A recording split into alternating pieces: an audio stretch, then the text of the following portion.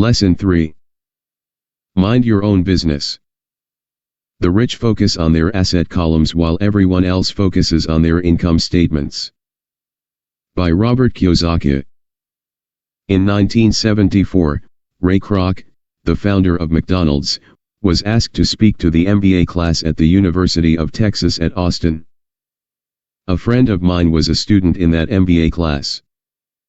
After a powerful and inspiring talk, the class adjourned and the students asked Ray if he would join them at their favorite hangout to have a few beers. Ray graciously accepted. "What business am I in?" Ray asked, once the group had all their beers in hand. Everyone laughed, my friend said. Most of the MBA students thought Ray was just fooling around. No one answered, so Ray asked again, "What business do you think I'm in?" The students laughed again, and finally one brave soul yelled out, "Ray, who in the world doesn't know that you're in the hamburger business?" Ray chuckled. "That's what I thought you would say." He paused and then quickly added, "Ladies and gentlemen, I'm not in the hamburger business. My business is real estate." As my friend tells the story, Ray spent a good amount of time explaining his viewpoint. In his business plan, Ray knew that the primary business focus was to sell hamburger franchises, but what he never lost sight of was the location of each franchise. He knew that the land and its location were the most significant factors in the success of each franchise. Basically, the person who bought the franchise was also buying the real estate under the franchise for Ray Kroc's organization. Today, McDonald's is the largest single owner of real estate in the world, owning even more than the Catholic Church.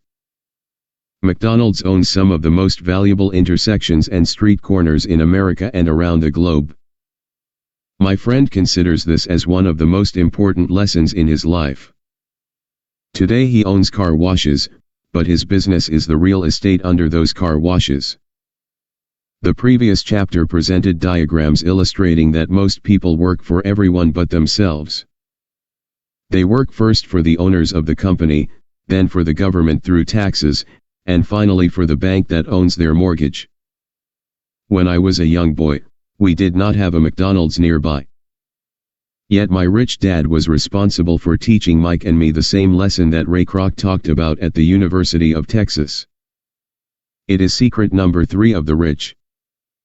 That secret is, mind your own business. Financial struggle is often directly the result of people working all their lives for someone else. Many people will simply have nothing at the end of their working days to show for their efforts. Our current educational system focuses on preparing today's youth to get good jobs by developing scholastic skills. Their lives will revolve around their wages or, as described earlier, their income column.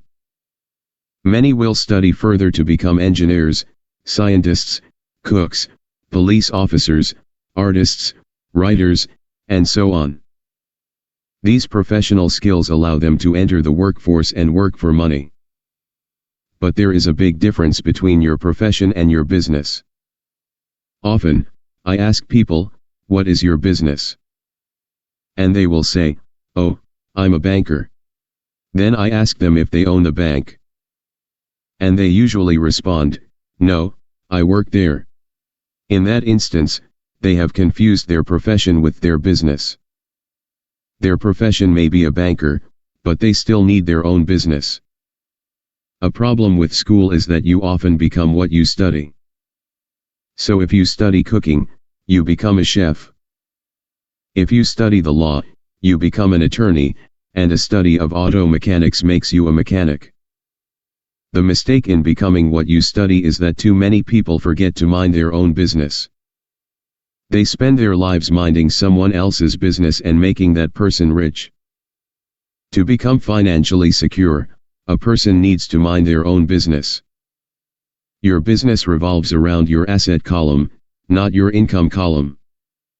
As stated earlier, the number 1 rule is to know the difference between an asset and a liability, and to buy assets.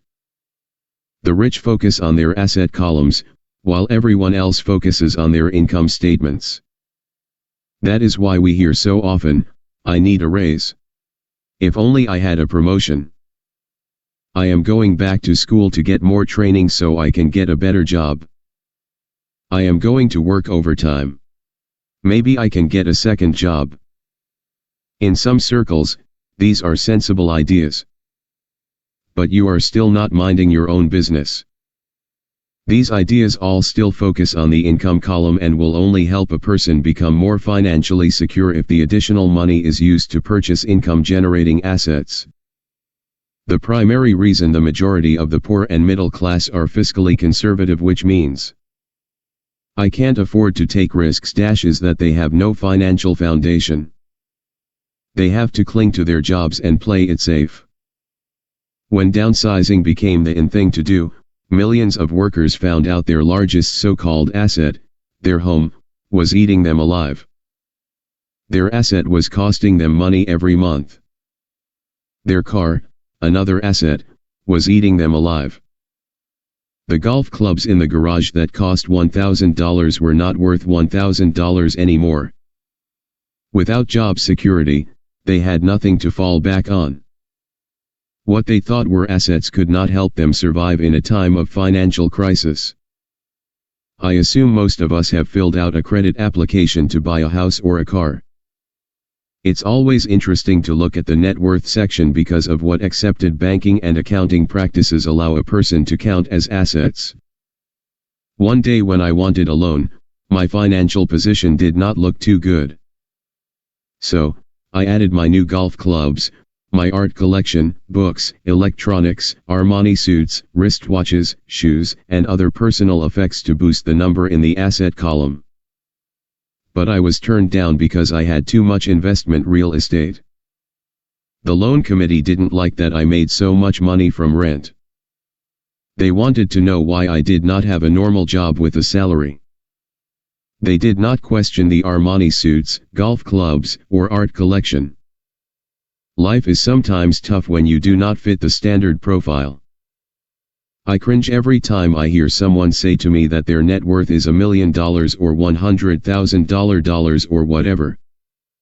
One of the main reasons net worth is not accurate is simply because, the moment you begin selling your assets, you are taxed for any gains.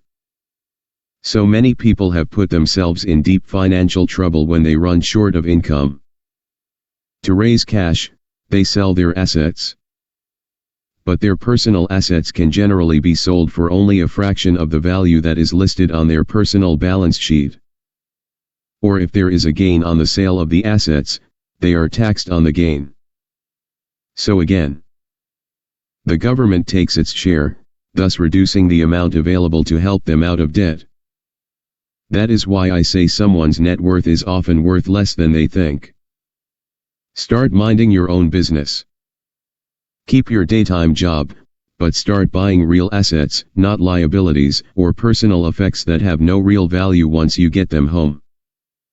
A new car loses nearly 25% of the price you pay for it the moment you drive it off the lot. It is not a true asset even if your banker lets you list it as one. My $400 new titanium driver was worth $150 the moment I teed off. Keep expenses low, reduce liabilities, and diligently build a base of solid assets. For young people who have not yet left home, it is important for parents to teach them the difference between an asset and a liability. Get them to start building a solid asset column before they leave home, get married, buy a house, have kids, and get stuck in a risky financial position, clinging to a job, and buying everything on credit. I see so many young couples who get married and trap themselves into a lifestyle that will not let them get out of debt for most of their working years. For many people, just as the last child leaves home, the parents realize they have not adequately prepared for retirement and they begin to scramble to put some money away. Then their own parents become ill and they find themselves with new responsibilities. So, what kind of assets am I suggesting that you or your children acquire? In my world, real assets fall into the following categories. Businesses that do not require my presence, I own them, but they are managed or run by other people. If I have to work there, it's not a business. It becomes my job. Stocks. Bonds. Income-generating real estate. Notes. Royalties from intellectual property such as music, scripts, and patents. Anything else that has value, produces income, or appreciates, and has a ready market. As a young boy, my educated dad encouraged me to find a safe job. But my rich dad encouraged me to begin acquiring assets that I loved. If you don't love it, you won't take care of it. I collect real estate simply because I love buildings and land. I love shopping for them, and I could look at them all day long. When problems arise, the problems aren't so bad that it changes my love for real estate. For people who hate real estate, they shouldn't buy it. I also love stocks of small companies, especially Start UPS, because I am an entrepreneur, not a corporate person. In my early years, I worked in large organizations, such as Standard Oil of California, the U.S. Marine Corps, and Xerox Corp. I enjoyed my time with those organizations and have fond memories, but I know deep down I am not a company man. I like starting companies, not running them. So, my stock buys are usually of small companies. Sometimes I even start the company and take it public. Fortunes are made in new stock issues, and I love the game. Many people are afraid of small cap companies and call them risky, and they are. But that risk is diminished if you love what the investment is, understand it, and know the game. With small companies, my investment strategy is to be out of the stock in a year. On the other hand, my real estate strategy is to start small and keep trading up for bigger properties and, therefore, delay paying taxes on the gain. This allows the value to increase dramatically. I generally hold real estate less than 7 years. For years, even while I was with the Marine Corps and Xerox, I did what my rich dad recommended. I kept my day job, but I still minded my own business. I was active in my asset column trading real estate and small stocks. Rich Dad always stressed the importance of financial literacy. The better I was at understanding the accounting and cash management, the better I would be at analyzing investments and eventually starting and building my own company. I don't encourage anyone to start a company unless they really want to. Knowing what I know about running a company, I wouldn't wish that task on anyone. There are times when people can't find employment and starting a company seems like the best solution. But the odds are against success. 9 out of 10 companies fail in 5 years. Of those that survive the first 5 years, 9 out of every 10 of those eventually fail as well. So, only if you really have the desire to own your own company do I recommend it. Otherwise, keep your day job and mind your own business. When I say mind your own business, I mean to build and keep your asset column strong. Once a dollar goes into it, never let it come out. Think of it this way, once a dollar goes into your asset column, it becomes your employee. The best thing about money is that it works 24 hours a day and can work for generations. Keep your day job, be a great hard-working employee, but keep building that asset column. As your cash flow grows, you can indulge in some luxuries. An important distinction is that rich people buy luxuries last, while the poor and middle class tend to buy luxuries first. The poor and the middle class often buy luxury items like big houses, diamonds, furs, jewelry, or boats because they want to look rich. They look rich, but in reality, they just get deeper in debt on credit. The old money people, the long-term rich, build their asset column first. Then the income generated from the asset column buys their luxuries. The poor and middle class buy luxuries with their own sweat, blood, and children's inheritance. A true luxury is a reward for investing in and developing a real asset. For example, When my wife Kim and I had extra money coming from our apartment houses, she went out and bought her Mercedes. It didn't take any extra work or risk on her part because the apartment house bought the car. She did, however, have to wait 4 years while the real estate investment portfolio grew and began generating enough extra cash flow to pay for the car.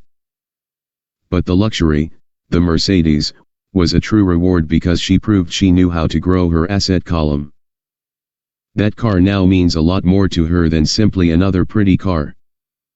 It means she used her financial intelligence to afford it. Instead, most people impulsively go out and buy a new car, or some other luxury, on credit. They may feel bored and just want a new toy. Buying a luxury on credit often causes a person to eventually resent that luxury because the debt becomes a financial burden. After you've taken the time and invested in and built your own business, you are now ready to learn the biggest secret of the rich, the secret that puts the rich way ahead of the pack.